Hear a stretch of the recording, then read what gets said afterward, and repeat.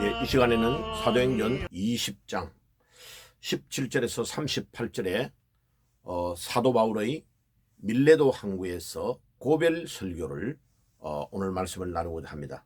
사도 바울이 3차 선교 여행을 이제 마무리해가는 시점에 바울은 소아시아의 항구 도시인 밀레도에 도착했습니다.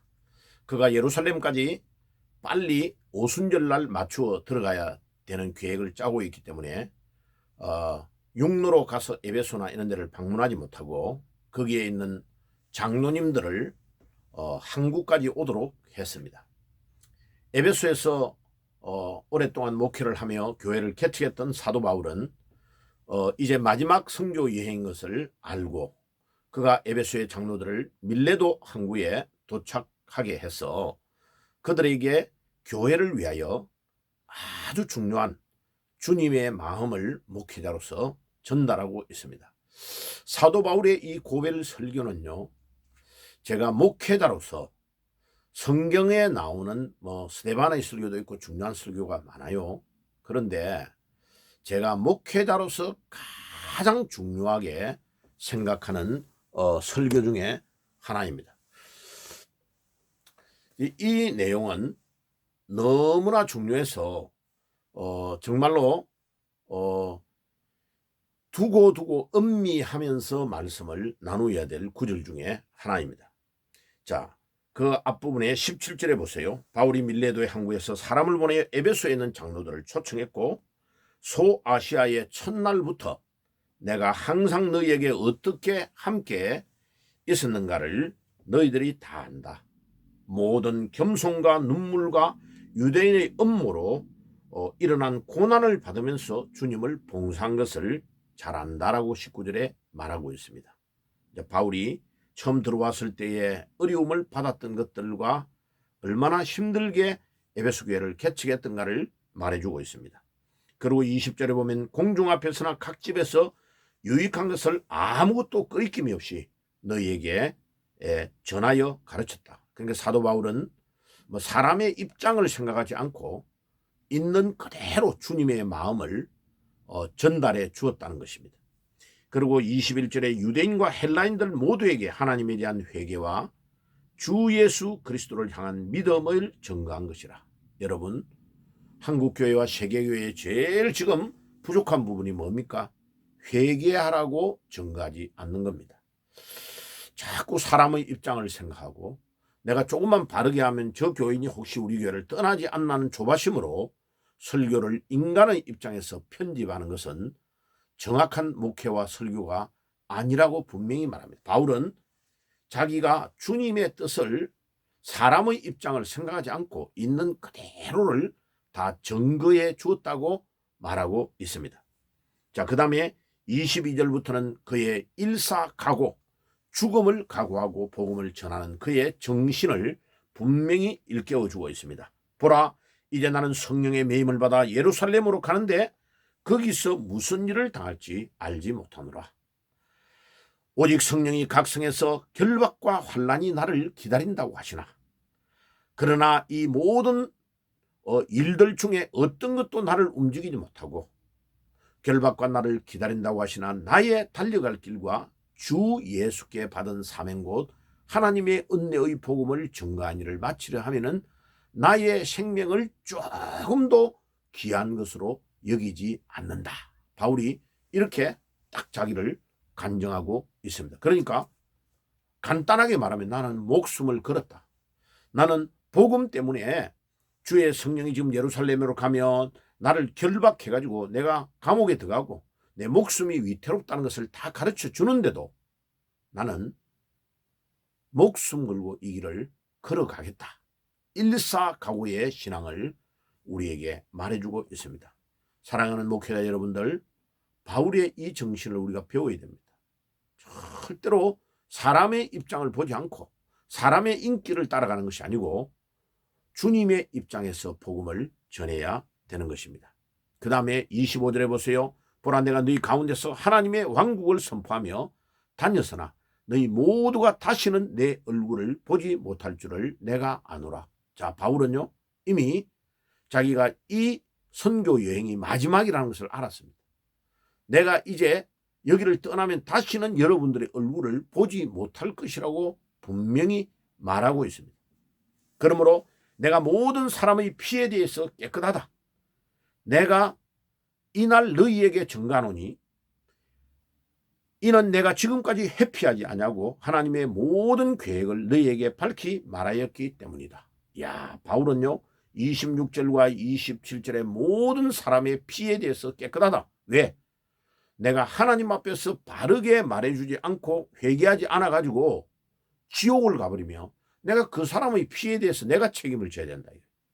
그런데 내가 사람의 입장을 생각하지 않냐고 주님의 뜻을 다 솔직하게 다 전했기 때문에 나는 내가 해야 될 목회자로서의 증거해야 될 걸 분명히 했기 때문에 난 그들의 피에 대해서 깨끗하다. 내 책임이 없다. 이렇게 말하고 있는 것입니다. 그 다음에 그러므로 28절에 보세요. 너희 자신과 온 양떼에게 주의를 기울이라. 지금 장로님들에게 그렇게 말하고 있습니다. 여러분들 자신들이 성도들이 양떼인데 여러분들은 평신도 지도자이다 이게요. 그 여러분들이 엄청 조심하고 주의를 기울이며 양떼를 돌봐야 한다. 성령께서 너희들을 감독자로 삼으사 하나님의 교회 곧 그곳에서 자신의 피로 사신 교회를 먹이게 하셨느니라. 자, 주님의 피로 값주고 산 교회라는 겁니다.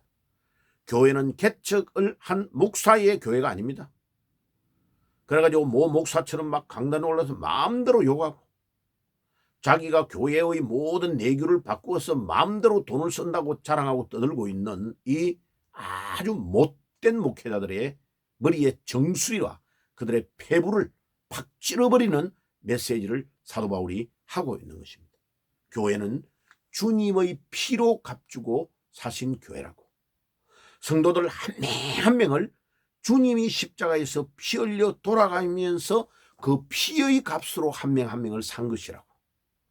그래서 못된 당신 목회자의 양떼가 아니라고. 주님의 양떼라고. 그래서 그 한 명 한 명이 아무리 가난하고 무식하게 보이고 초라하게 보여도 그 한 명을 주님을 대하듯이 정말 조심스럽게 대라는 거예요. 근데 여기에 감독자로 세웠다고 하니까 감리교가 또 착각을 해가지고요.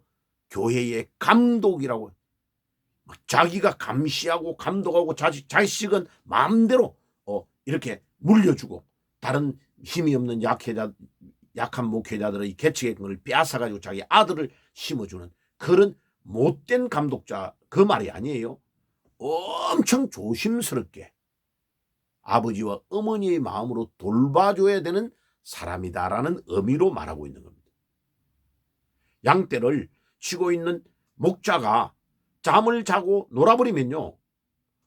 그 푸른 초장에서 그냥 양떼가 이렇게 먹고 있다가 잘못해가지고요.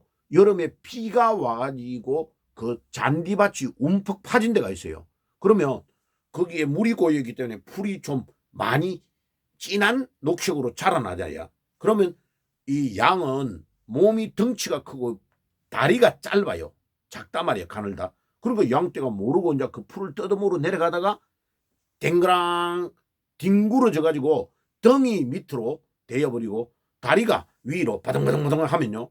위에서 햇볕이 내려쬐면 단 얼마 안 가서 양떼가 죽어버려요. 그러니까 오버시어스 이 말은 감독자란 말은 네가 잘하냐 못하냐 그거를 감독하라는 말이 아니고 목자가 눈을 딱 뜨고 그늘나무 밑에서 자지 말고 양을 딱 지켜서 양이 이리떼와 이런 늑대들이 찾아와요. 사자나 짐승이 찾아와가지고 잡아먹지 않나를 잘 보고 그 다음에 그런 푸른 초장의 웅덩이 같은 데서 잘못해가 죽지 않나를 돌보는 역할을 하는 것을 감독자라는 의미로 사용하고 있는 겁니다. 그러니까 주님께서 다윗을 양의 우리에서 택했다는 말이 그 말입니다. 형들은 양을 놀멍놀멍하고 자기 멋대로 놀면서 양이 몇 마리 죽었는지도 모르고 밤에 그냥 양 우리로 데려갔지만은 다윗은 그렇게 하지 않았다는 겁니다. 다윗은 딱 눈을 부릅뜨고 사자가 양에게로 달려오면 그 사자의 입을 찌려서 양을 구하는 희생정신을 발휘하는 목동이었다. 그래서 하나님이 양의 우리에서 양을 치는 정신을 보고 다윗에게 이스라엘 백성을 맡기면 되겠다고 사울 왕이 살아 있는데 왕을 폐위시켜버리고 이새의 아들 막내 아들인 다윗을 목동으로 있는데 제2대 왕으로 임명한 것입니다. 잘 봐야 됩니다. 히브리 종합대학에 박사학위를 받은 유명한 캐리어를 만들고 유명한 이력서를 만드는 다윗을 택한 것이 아니고 작은 일에 충성하는 다윗을 주께서 이스라엘의 왕으로 세웠다는 말씀입니다. 굉장히 중요한 말씀입니다. 지금 다윗이 그 말을 하고 바울이 그 말을 하고 있는 겁니다. 내가 에베소의 교인들을 양육할 때에 그렇게 반드시 쉬지 않고 그렇게 해가지고 양육해야 했다. 그 한 명 한 명은 주님의 피로 값주고 산 양떼들이고 교회가 주님의 피로 값주고 샀고 주님의 교회다 이거예요. 목사 너의 교회가 아니라는 거예요. 너가 너 재정을 마음대로 쓰고 교인들 앞에서 마음대로 왕같이 군림하고 마음대로 욕하고 마음대로 까부는 그런 교회가 아니에요. 교회는 두렵고 떨림으로 주님의 피로 값주고 사신 한 명 한 명을 돌봐야 된다 하는 것을 가르쳐주고 있는 것입니다. 꼭 명심해야 됩니다. 목회자들이 정말로 겸손해져야 됩니다. 그리고 29절과 30절에 뭐라고 합니까? 내가 이것을 아노니 곧 내가 떠난 뒤에 흉악한 이리들이 너희에게 들어와서 양떼를 아끼지 아니하며 너희 중에서 사람들이 일어나 망령된 것들을 말하며 제자들을 끌어 자기를 쫓게 하리라. 봐요. 안팎 끝으로 교회가 어려움이 온다는 거예요. 바깥에서는 이리떼들이 오고 그래 양들을 잡아먹고 안에서는 막 자기의 견해를 피해가지고 자기의 입장으로 끌려가도록 하고 주님의 입장으로 따라가기 안 하는 아주 못된 양을 나쁜 데로 끌어가는 지도자들이 생겨난다는 거예요. 그거는 이단이기도 하고 그 다음에 정통이라고 하면서도 자기의 생각과 사상을 집어넣어가지고 나쁜 데로 끌고 가는 목회자들이 많이 일어날 것이라는 것을 바울은 예고하고 있는 것입니다. 자, 그 다음에 보세요. 32절에서 34절에 보세요.